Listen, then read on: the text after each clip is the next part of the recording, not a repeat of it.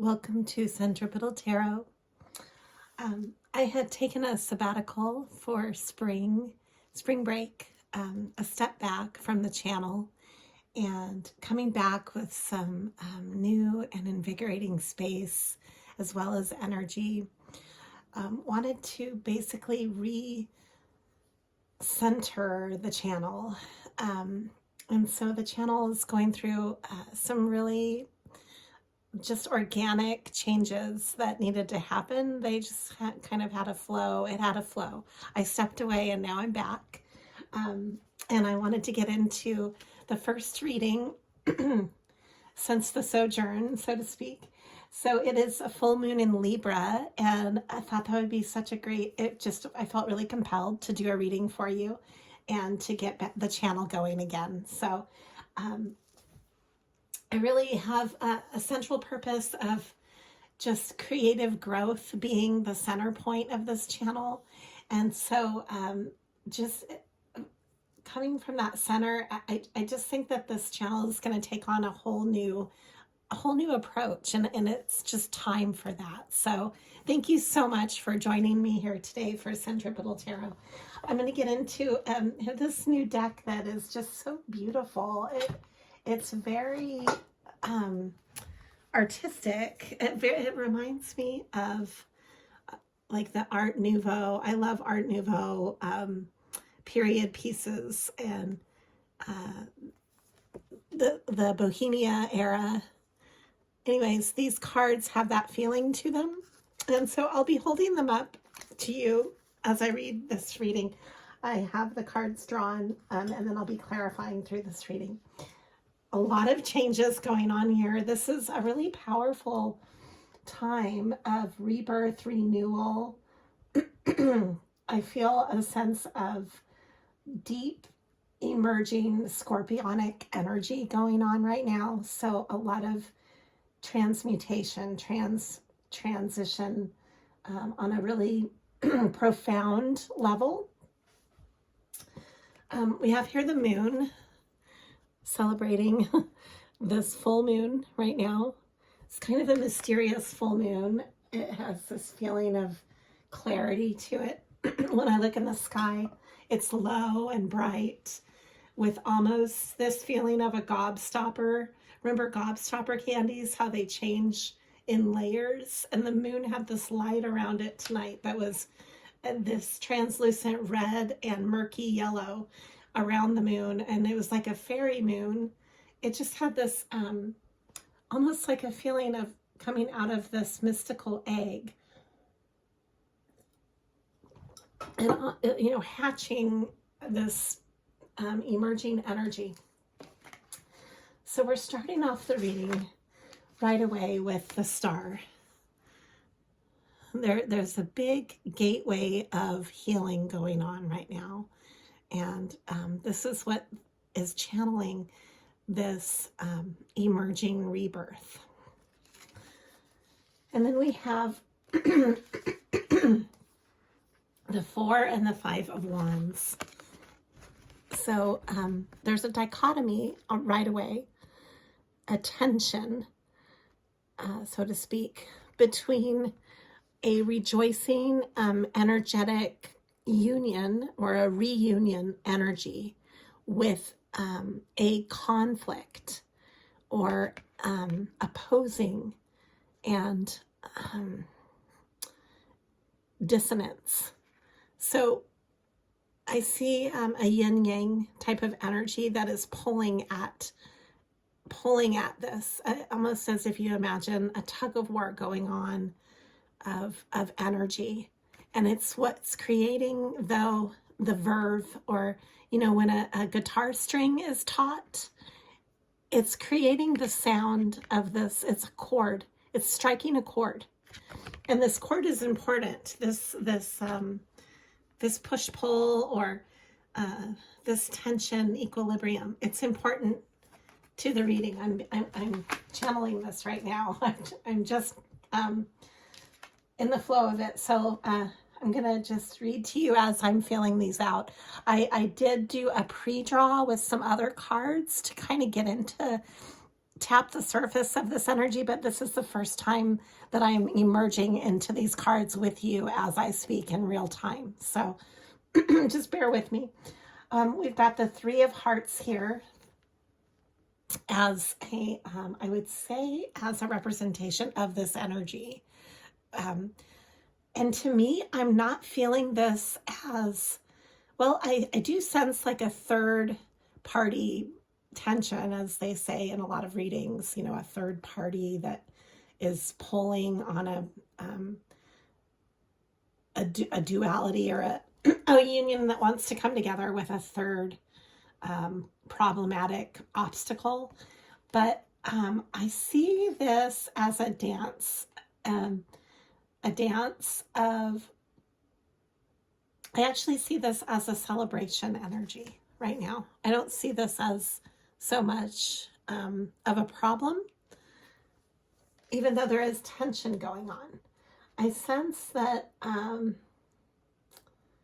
there's a harmony, and I just keep thinking of how, you know, on a piano, there's that black chord, the black key, that separates the two harmonies. And so it's like that off key.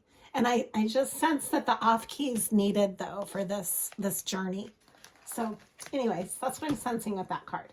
Now we're getting into the Emperor and the World. This is a really big energy here. We've got the Emperor embarking in a whole new chapter or reality, basically.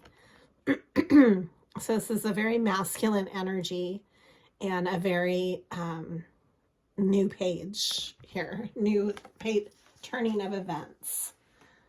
You see this woman running towards a whole new life here. So I see this Emperor running towards a whole new life, and running towards a whole new perspective as well. We've got the Hangman here.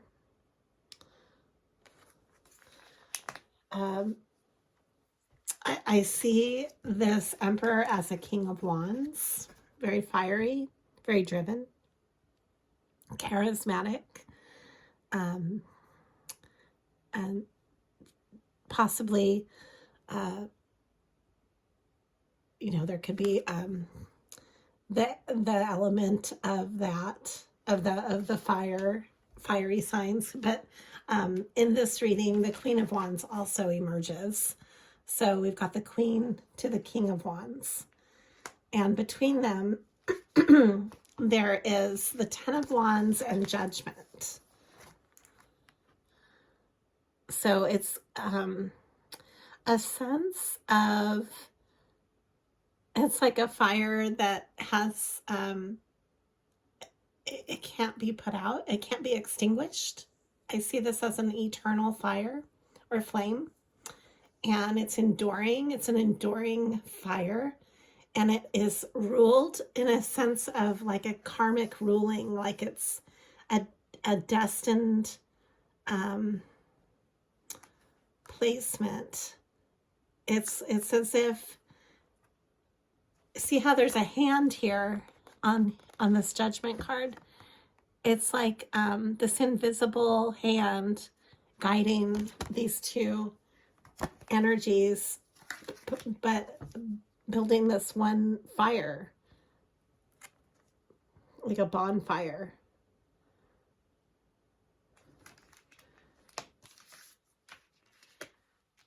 It's being divinely protected, this fire is. When I looked into it, I see the Seven of Swords, and this is what came up, the Seven of Swords, the Tower, and the Fool. And this is really representative of maybe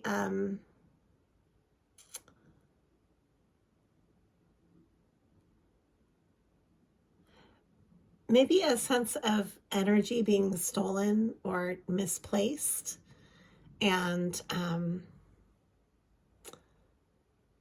almost manipulated, I guess, that would cause such a huge change to occur because of this manipulation.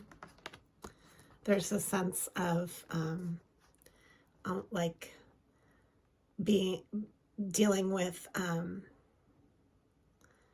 almost being trapped, or like a sense of somebody dealing with a charlatan, or like a trap, like they're in a trap.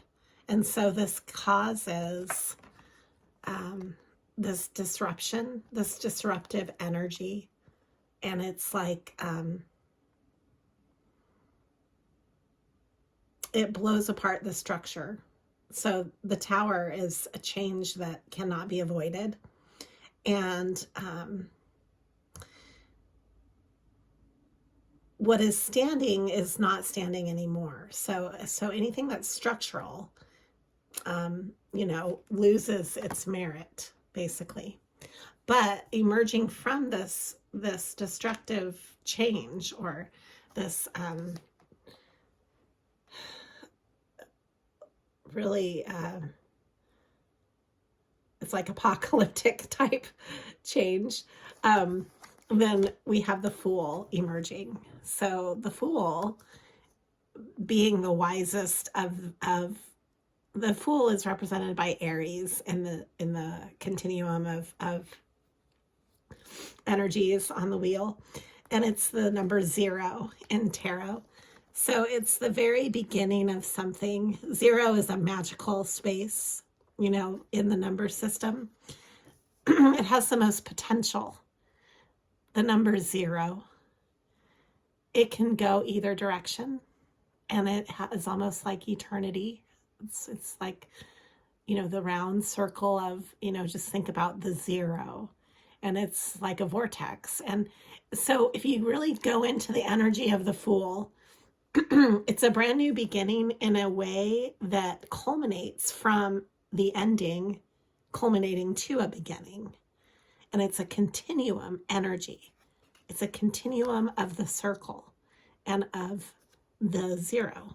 That's why it's represented by 0. Moving forward, we've got the Princess of Wands. And all these butterflies are around her. Again, the butterfly emerges in the 9 of Pentacles as well. And we have here,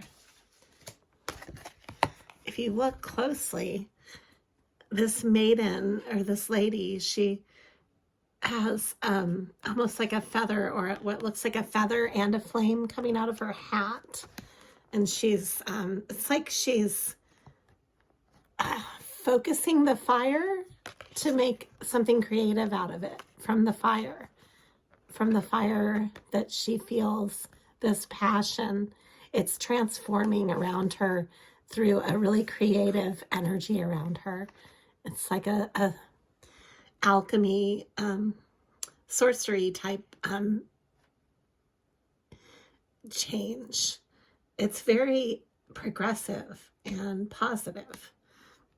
And it's leading to the 9 of Pentacles, which is very stable and fortuitous. There's stars in the trees, and the butterfly is on this one as well. A bird. It looks like a phoenix bird. This is really pretty. And it looks like a lotus flower at her feet, and she's standing here. I have this feeling of the Queen of Pentacles type energy with this. So I see like passion projects that are yielding really great rewards, and a sense of abundance from this energy, from this warm creative spark that has now become this very magical type momentum. And it's like a very productive momentum. There's also the 10 of Hearts and the Ace of Hearts. I mean, that's incredible energy here of love, like from a culmination of love, the most love you can feel, to a brand new beginning in love. And so it's very heart-centered. This also makes me think of the 0 of the Fool, the Fool's journey, the beginning and the end, all culminating in one in one momentum, because the 10 to the ace. So that's a 10, 1, 0, 1, 10, and 1 are brand new beginnings.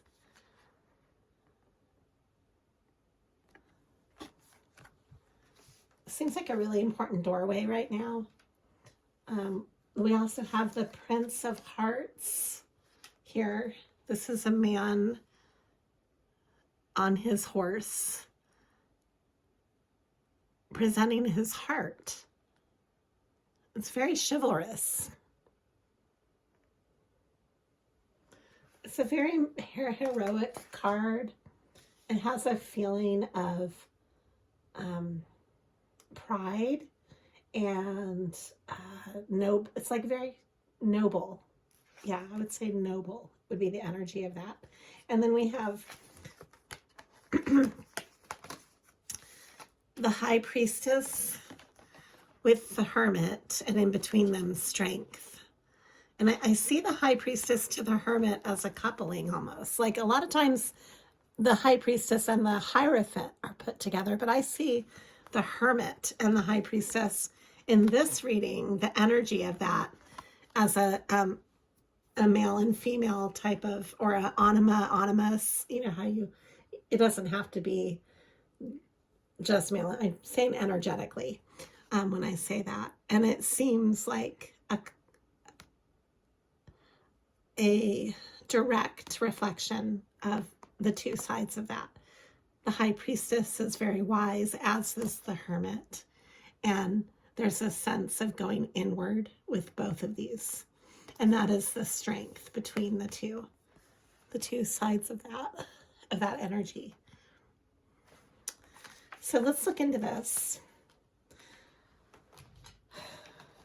It seems like a really profound journey that's taking place here with this energy.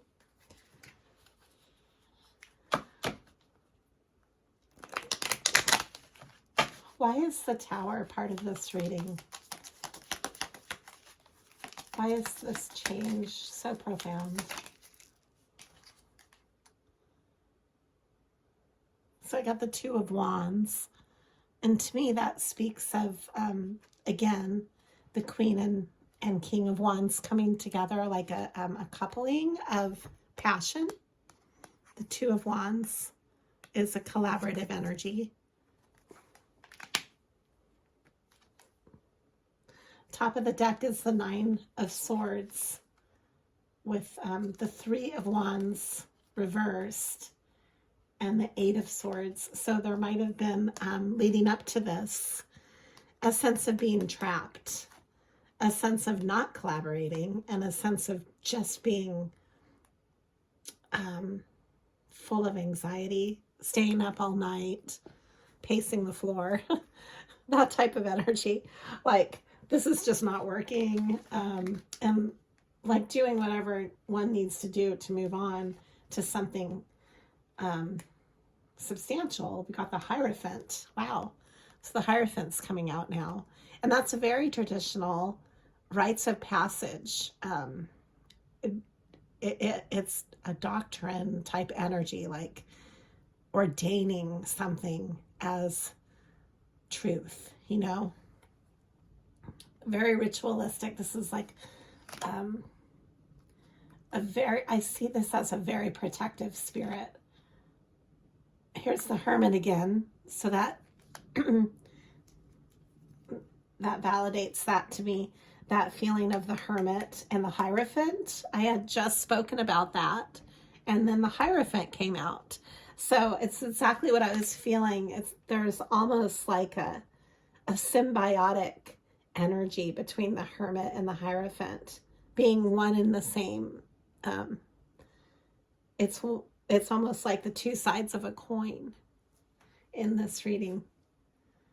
And then we have the King of Pentacles. Huh. That's really interesting. Let's see what else is coming out. The Two of Cups. Yeah, this is definitely a coupling, and I see this energy, this masculine energy is very stable. It's very solid. Then we have the Six of Swords, going to a place of peace, taking everything that you treasure and cherish and bringing it to a feeling of safety and peace. Sailing away to like a safe, I just hear the word harbor, like harboring your loved ones, making sure they're safe, whatever you need to do to get to that place. It's the energy I'm feeling with that. Again, Scorpio energy, death. It's very Scorpio. And here's the Empress. So, wow, it's really fascinating that that's coming out together. Got the Five of Swords. I think that this is, oh, and then the Queen of Pentacles. Wow, the Queen to the King of Pentacles. Yeah, I think there's a sense of conflict that creates this death, and a sense of wanting to protect and to move to a place of calm. And there's the Empress and the Emperor and the Queen and King of Pentacles. This is really, really profound and solid coupling here. So we have the Ten of Swords and the Chariot. Yeah, there's just like this really profound ending that's leading to a very profound beginning. And the Chariot just tells me that this is the moving forward of this energy. This energy is happening. It's protected. It's like definitely protected. And the Chariot is Cancerian energy. And it's, see the two Sphinx as the horses? This is an interesting version of the Chariot. The Chariot only moves one direction. It does not go backwards. So this to me is progress. And that speaks to progress. That's a good thing. That's very positive. So with all of that being said, there might just be some huge changes that are inevitable, and trusting letting certain things go that just don't fit, and knowing that they're going to be replaced by the bigger, the better, that which needs to be there. It's coming through. And there's like a sense of, a lot of times in the past, people would stare into the fires as a culture. Fire always represented an illumination energy. So it's like burning away that which doesn't need to be there to find that sense of integrity, of truth. Like there's like a purity that's what I'm sensing with this change and with this fire. It's a very pure journey that's taking place. And here again is validation. Here's the King of Pentacles, top of the deck, and bottom of the deck is the Eight of Swords and death. So yeah, this ending and this end of being trapped or feeling like you can't move forward is changing. So it's now a sense of building and stability and good fortune, a very prosperous energy moving forward through the change is what I'm sensing. His staff is a star, the King of Pentacles. Interesting version of the King of Pentacles.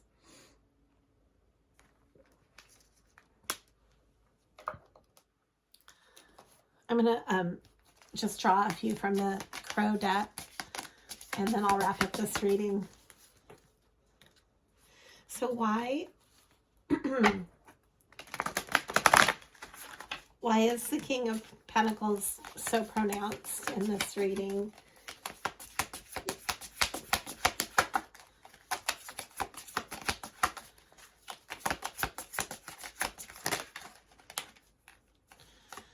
Okay, I've got the Magician, the Eight of Pentacles. That's building through your work, through, you know, your projects, and really making that substantial with, here I can show you all the energy. And the Nine of Pentacles. Wow. Oh, no, I'm sorry. That's the Six of Pentacles. Oh, okay. Yes, that's nice. Okay, so the Six of Pentacles is very generous. This sharing what you have. It's a very giving spirit, coupled with the Magician and the Eight of Pentacles. 6 and 8s have that feeling of flow and infinity flow, like a, you know, the figure 8s are infinity sign. And 6 is kind of like half of that, which is interesting. And then we have the Magician here, which is very much a potential card. It's a transformative, being able to manifest that which you need. It's very abundant. I feel this sense of like being able, right now is a really good time to create what you want to manifest and plant your seeds. This is a perfect time to plant seeds, to plant your philosophical seeds, so to speak. Get your garden bed ready, because what you're planting now is definitely growing and transforming and becoming. And so this is the time to pay attention to that.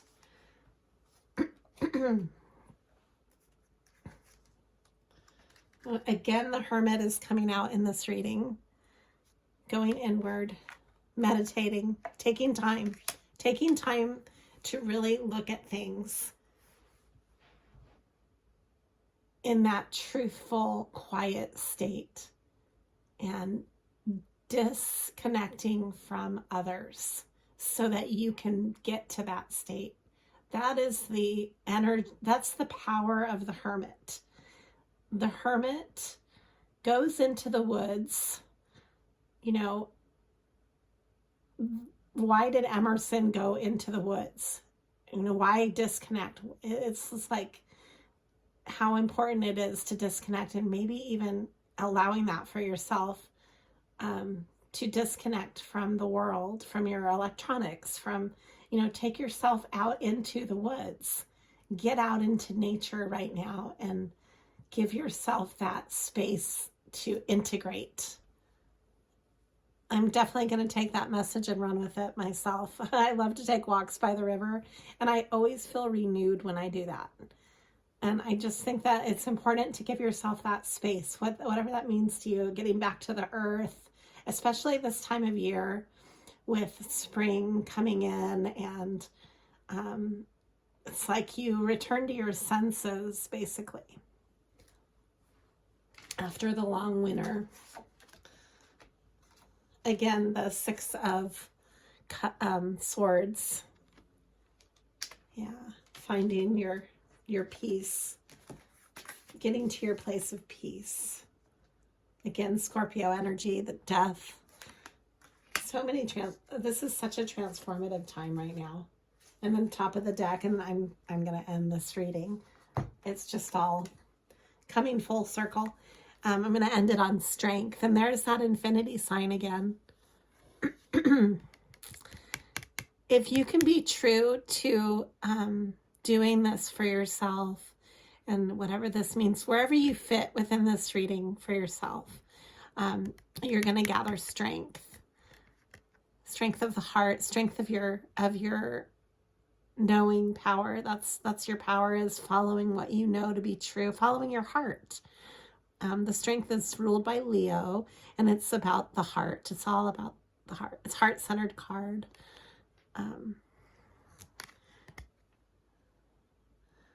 It's following your courage. it's having the courage to be true to yourself. You know, that takes courage, because it's so easy to ignore. We're kind of taught, it's so counterintuitive in our culture. We're taught to, number one, we have an overly competitive culture. So we're taught to compare ourselves to others, which is really belittling yourself on some level, because there's nobody else like you. You're totally unique. And so it's like you know, an oxymoron. Like, why would you want to limit yourself by comparing yourself to others? That like takes away your own power. There's nobody like you. You've got your own DNA. You're completely unique. Embrace that. That's your strength. Your strength is just being yourself. You know, like what